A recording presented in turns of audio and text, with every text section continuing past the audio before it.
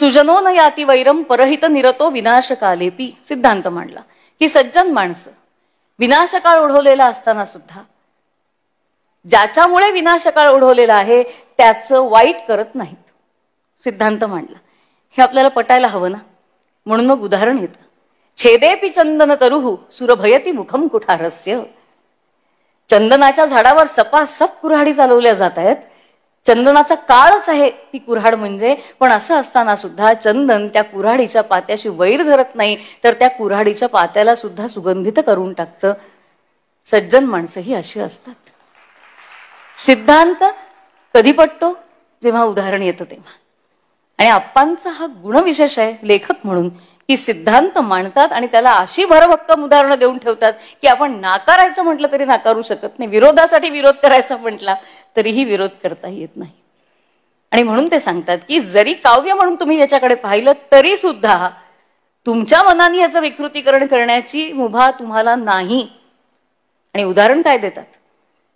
गडकरांचं एकच प्याला हे नाटक. या एकच प्याला हे नाटकच आहे. तो काही इतिहास नव्हे, नाटकच आहे. पण या नाटकाचं परीक्षण करताना सुद्धा गडकऱ्यांनी जे मूळ नाटक लिहिलेलं आहे त्याच्या चौकटीच्या बाहेर आपण जाऊ शकत नाही. म्हणजे उद्या कुणी असं म्हणू शकत नाही की सुधाकरांनी दारू कधी प्यायलीच नाही किंवा तळीराम हा अत्यंत सज्जन गृहस्थ होता. हे म्हणता येत नाही, कारण गडकऱ्यांनी ते म्हणायला आपल्याला वावच ठेवलेला नाही. त्या पद्धतीनं जर महाकाव्य म्हणून जरी तुम्ही महाभारताकडे बघितलं तरी सुद्धा व्यासांनी जे लिहिलंय ते डावलून तुम्ही तुमची मतं मांडू शकत नाही.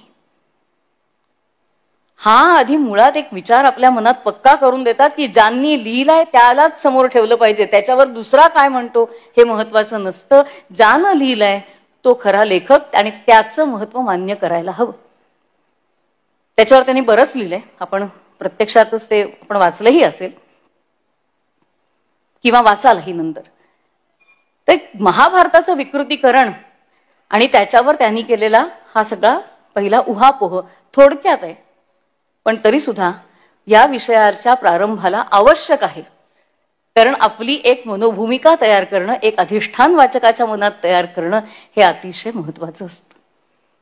आणि म्हणून हा विषय मांडून झाल्यानंतर मग यक्ष प्रश्नाकडे ते वळलेले आहेत. मुळात चांगला वक्ता आहे. चांगला काय हो, उत्तम सर्वोत्तम वक्ता की बोलत राहावं त्यांनी आणि समोरच्याने ऐकत राहावं. आणि बोलताना सुद्धा जसं मगाशी आपण त्या ह्याच्यामध्ये पाहिलं स्वातीताईंनी केलेल्या की माझ्या बोलण्याचा परिणाम होऊ दे. नाहीतर गंमत कशी आहे बघा, आपल्याकडे व्यासांनी शेवटी हात वर केले आणि म्हणाले अहो इतकं सांगितलं पण माझं कुणी ऐकतच नाही. ऊर्ध्वबाहू विरोमेश्च न च कश्चित शृणोति माम ही व्यासांची अवस्था. आपण इतके समर्थ आहोत की व्यासांना असं म्हणायला लावलंय की मी इतकं सांगितलं पण कुणीही ऐकत नाही. हे व्यासांना म्हणायला लावलं. आणि वक्ता जिथं बसतो त्या स्थानाला नाव काय दिलं? व्यासपीठ. म्हणजे जणू आधीच सांगून टाकलं आम्ही व्यासांचं पण ऐकलेलं नाही बरं का, तुम्ही बोला. पण त्यांचं मागणंच काय की मी जे बोलीन त्याचा परिणाम झाला पाहिजे, त्या वाणीला ते सामर्थ्य प्राप्त होऊ दे. आणि म्हणून अतिशय उत्तम वक्ता आहेत. आणि त्या वक्त्याला माहिती असतं की समोरच्या माणसाच्या मनातली जिज्ञासा कशी निर्माण करायची. चांगल्या लेखकाला माहिती असतं. आणि म्हणून पहिला भाग हा कॅनव्हास तयार करणं ज्याला म्हणतात, त्याच्यामध्ये किती थोडक्यात पण तो कॅनव्हास ते निर्माण करतात. ते सांगतात की यक्षानं विचारलेले प्रश्न हे वरकरणी साधे सोपे सरळ वाटले तरी सुद्धा ते साधे सोपे नाहीत. ते गूढ आहेत, ते गहन आहेत, ते विचित्र आहेत, ते कोड्यात टाकणारे आहेत, ते तुमच्या निरीक्षणाची परीक्षा घेणारे आहेत. विद्वत्ता, बुद्धिमत्ता ही तुमची कुठल्या पातळीवर आहे ते पाहणारे आहेत, त्याचा कस पाहणारे आहेत. काही प्रश्न विनोदी आहेत तर काही पोरकट सुद्धा आहेत. हे असं जेव्हा म्हणतात ना तेव्हा त्या क्षणी आपल्या मनामध्ये एवढी उत्कंठा निर्माण होते की आता हे वाचलंच पाहिजे. हो का, असे प्रश्न आहेत का, गूढ आहेत का, गहन आहेत का, विचित्र आहेत का? हे वक्त्याचं खरं कौशल्य आहे. हे लेखकाचं खरं कौशल्य आहे की माझ्या समोर बसलेल्या माणसाला ह्यात नेमकं काय आहे बुवा, हा प्रश्न मनामध्ये पडला पाहिजे.